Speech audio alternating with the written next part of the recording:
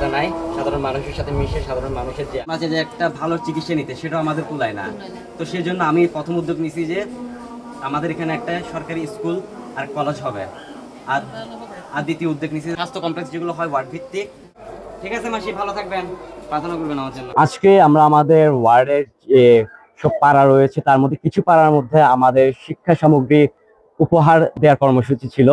আমি যেহেতু একজন পদপ্রার্থী, আমি আমার পক্ষ থেকে আজকে সেই প্রচারণা এবং সেই শিক্ষার্থীদের মাঝে আমার স্কুল সামগ্রীগুলো বিতরণ করেছি। এখানে আমরা শিক্ষা সামগ্রী বিতরণ করার উদ্দেশ্য হলো, আমাদের এই বর্তমান যে 11 নং ওয়ার্ড আছে, আমাদের এই 11 নং ওয়ার্ডকে বলা হয় একটা অন্ধকার একটা ওয়ার্ড।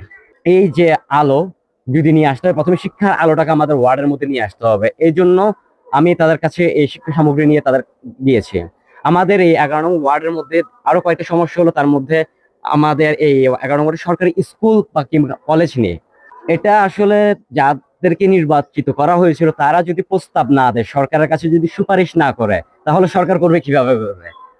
তারা তো সবসময় চেষ্টা করে যে, যেহেতু তারা বলতো যে তারা নিজেদের পকেটের টাকা দিয়ে নির্বাচন করে নির্বাচিত হয়েছে, তারা কি কারণে করবে কাজটা? এখন আগামীতে যারা আসবে তাদের উপরে এই দায়িত্বটা বর্তায়, তারা যেন এই দায়িত্বটা অবশ্যই গ্রহণ করে।